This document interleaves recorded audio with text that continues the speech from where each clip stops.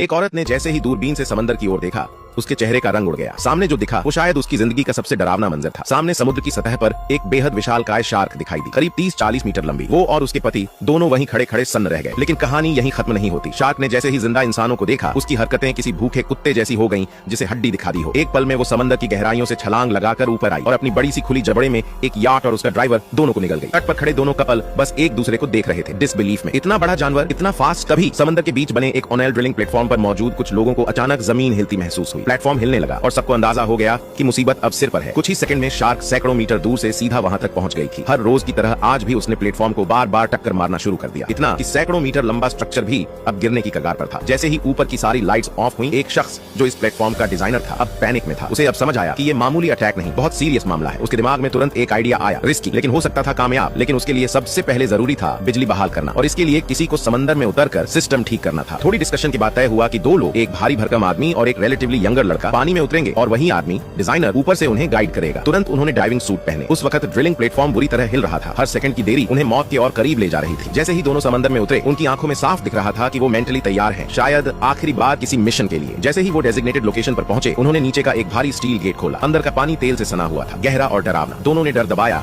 और नीचे की ओर तैरने लगे। लेकिन नीचे पहुंचते ही सब अंधेरा था, पिच ब्लैक। उन्हें कोई डायरेक्शन समझ नहीं आ रही थी। वो बस ऊपर वाले की गाइडेंस पर स्टेप बाय स्टेप मूव कर रहे थे। तभी एक लड़के को अपनी पीठ के पीछे कोई अजीब वाइब महसूस हुई। उसने जैसे ही गॉगल से देखा, वहाँ एक कटा हुआ हाथ तैरता दिखा, और फिर जैसे बारिश होती है वैसे ही कई कटे फटे शरीर के हिस्से नीचे गिरने लगे। ये देखकर उसकी रूह कांप गई। वो तो बस मशीन ठीक करने आया था, लेकिन ये जगह तो किसी नाइटमेयर से कम नहीं लग रही थी। तभी ऊपर से मॉनिटरिंग कर रहा आदमी अचानक खड़ा हो गया। वो कुछ अलर्ट करना चाहता था, लेकिन उससे पहले ही शार्क तेजी से उसके पास से गुजर गई। इस बार उसका टारगेट था नियर बाय सेफ्टी कैप्सूल, जिसे डिफेंस पॉड कह सकते हैं। खुशकिस्मती से वो भारी भरकम आदमी पहले ही डर के मारे पानी से ऊपर आ गया था, और इस तरह एक बड़ा खतरा टल गया। लेकिन जब पूछा गया कि दूसरा लड़का कहाँ है, तभी समंदर से एक सिलहुट ऊपर उभरा। आदमी ने तुरंत हाथ बढ़ाकर उसे खींच लिया, लेकिन जो देखा वो किसी का भी दिल दहला दे। उस लड़के की कमर से नीचे का पूरा हिस्सा गायब था। वहाँ मौजूद सभी लोग कांपते हुए खड़े थे, कुछ भी समझ नहीं पा रहे थे। तभी उस डिजाइनर की बेटी की नजर उस पर पड़ी और उसे याद आया कि वो अब भी बाप है और उसकी बेटी अभी यहीं है। अब डर का कोई मतलब नहीं था, उसे कुछ करना ही था। वो अपने रूम में गया, खुद को शांत करने की कोशिश की और सोचना शुरू किया कि कोई और तरीका जरूर होगा जिससे वो सबको बचा सके। तभी उसे एक बात याद आई, जब ये प्लेटफॉर्म डिजाइन हुआ था तो एक emergency fail safe system install किया गया था, एक टाइम बॉम्ब जो एक्सट्रीम सिचुएशंस के लिए था। बस फिर क्या, एक परफेक्ट प्लान उसके दिमाग में बन चुका था। उसने सबको इकट्ठा किया, प्लान समझाया और पूरे विश्वास के साथ कहा कि उसके पास एस्केप का रास्ता है। उसकी पत्नी को थोड़ा डर था, लेकिन उसने हाँ कर दी। अब वक्त बर्बाद नहीं किया जा सकता था। वो तुरंत डाइविंग सूट पहनकर समंदर में कूद गया। पाइपलाइन से बम निकालना उसके लिए आसान था, लेकिन असली काम अब शुरू होना था। उसे बाकियों के लिए शार्क का ध्यान भटकाना था। उसने पानी में तेज आवाजें निकालनी शुरू की। उधर बाकी लोग पैडल बोट से दूर निकल गए, लेकिन अब शार्क ने उसे देख लिया था। हर चीज उसके प्लान के मुताबिक जा रही थी, और यही वजह थी कि उसने ऊपर आने का फैसला नहीं किया। अगर वो रिट्रीट करता तो उसकी बीवी शायद कभी जिंदा नहीं बचती। उसने शुरू से सोच रखा था, अगर जरूरत पड़ी तो वो शार्क को साथ लेकर ही जाएगा।